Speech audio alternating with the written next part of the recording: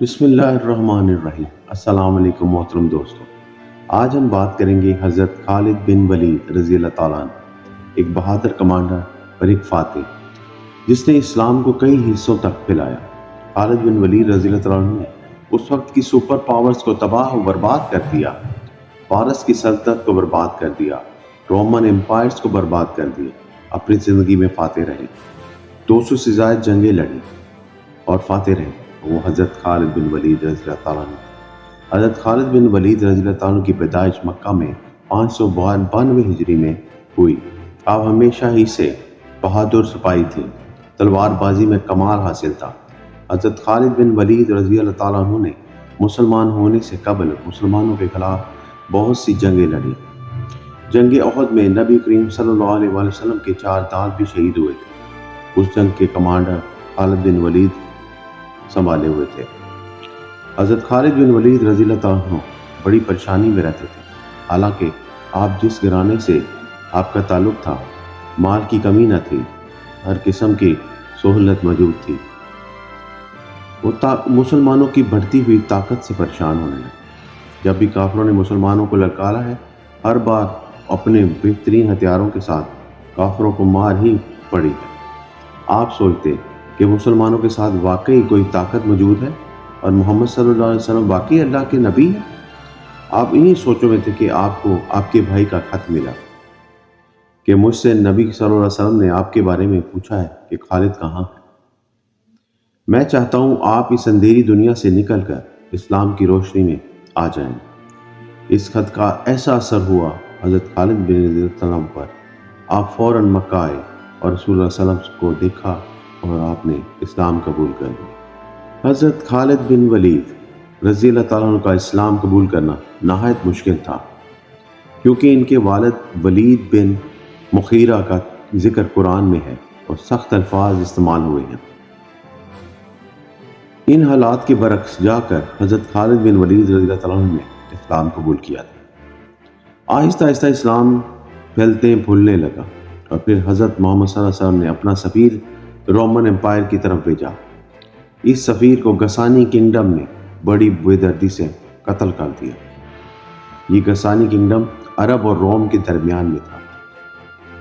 یہ رومن کا ہی ایک اہم علاقہ۔ انہوں نے سفیر کو مارا، جو کہ جنگ کے اعلان کے جیسے تھا۔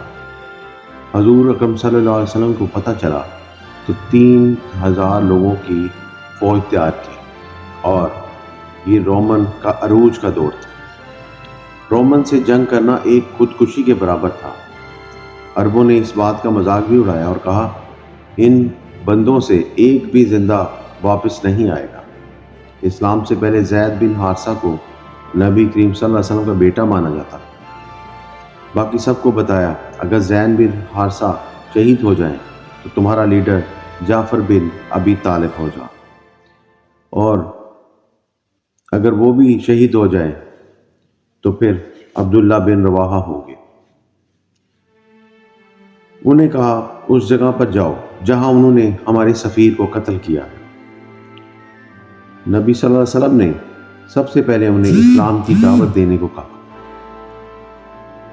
اگر اسلام قبول نہ کریں تو صرف تب ہی ان سے لڑائی کرنا، اور کسی بوڑھے بچے یا عورت کو نقصان نہیں پہنچانا، درختوں کو بھی نہیں کاٹنا۔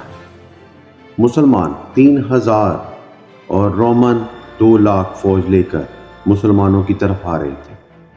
مسلمانوں نے سوچا، ہمیں مدینہ سے کچھ اور فوج کو بلانا چاہیے۔ تب عبداللہ بن رواحہ نے کہا، یا ہم جنگ جیتیں گے یا ہم شہید ہو جائیں گے۔ مسلمانوں نے ایک ترکیب لڑائی کہ یہ جگہ چھوڑ کر جہاں لڑائی ہونی تھی وہاں سے پیچھے ہٹے اور متا کے 2 پہاڑوں کے درمیان رکے۔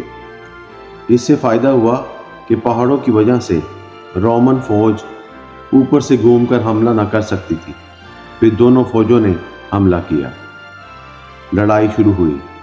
زید بن حارثہ نے جھنڈا اٹھایا اور لڑائی لڑی۔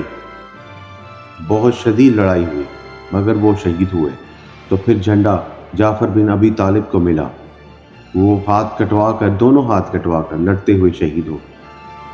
پھر جھنڈا عبداللہ بن رواحہ کو ملا، شدید لڑائی ہوئی، اپنی پوری جان سے لڑے اور لڑتے لڑتے وہ بھی شہید ہو گئے۔ اور پھر ایک نوجوان اٹھا اور کہنے لگا، جلدی سے اپنا کمانڈر ڈھونڈو، چن لو جلدی جلدی تاکہ ہم ہار نہ جائیں۔ اس فوج میں خالد بن ولید ایک عام فوجی کی طرح شامل تھے۔ ان کی لڑتے لڑتے 9 تلواریں توڑ چکے تھے اور مسلمانوں کی طرف سے ان کی پہلی جنگ تھی۔ سب نے فوراً خالد بن ولید رضی اللہ تعالیٰ کو کے ہاتھ میں جھنڈا تھما دیا اور اپنا جنرل بنا لیا۔ حضرت خالد بن ولید رضی اللہ تعالیٰ کو پتا تھا کہ وہ جنگ چھوڑ کر گئے تو مسلمانوں پر رومن سمجھیں گے کہ وہ کمزور ہیں، تو انہوں نے ایک ترکیب سوچی اور فوج کو دائیں اور بائیں تبدیل کر دیا۔ جنگ شروع ہوتے ہی دھواں اڑنے لگا، رومن کو لگنے لگا کہ جیسے مسلمانوں کی کوئی اور بڑی کوئی فوج پہنچ چکی، تو ایسا لگتا تھا تو رومن کا ان کے پیچھے آنا ڈر کا باعث بنا، اس لیے وہ آگے نہ بڑھے اور مسلمانوں کی فوج وہاں سے مدینہ پہنچ گئی۔ مدینہ والے سمجھے کہیں ہماری فوج ڈر کے بھاگ کر آ گئی، تو رسول نے کہا نہیں، یہ ہماری مدد دینے کے لیے آئے، ہم بہت جلد روم پر دوبارہ حملہ کریں۔ عرب نے پہلی بار مسلمانوں کو رومنز کو للکارتے ہوئے دیکھا۔ یہ عرب کی تاریخ میں بہت ہی ناممکن والا کام تھا۔ فوج صحیح سلامت واپس آ گئی۔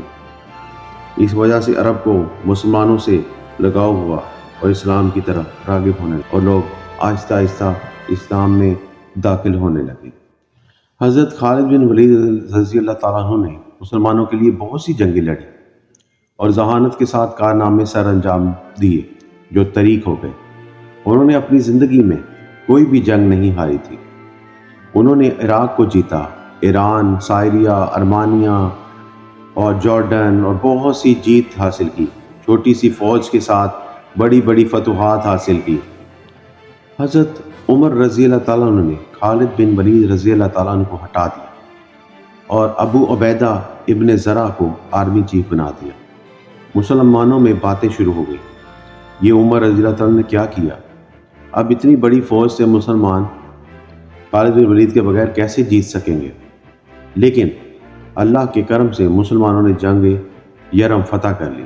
پھر حضرت عمر رضی اللہ تعالیٰ نے مسجد نبوی میں خطبہ دینے کے لیے آئے اور بولے، خدا کے لیے میں تم سے یہی چیز تو ختم کرنا چاہتا تھا کہ مسلمانوں کی فتح خالد بن ولید سے نہیں بلکہ رب دو جہاں کی مدد سے ہوئی ہے۔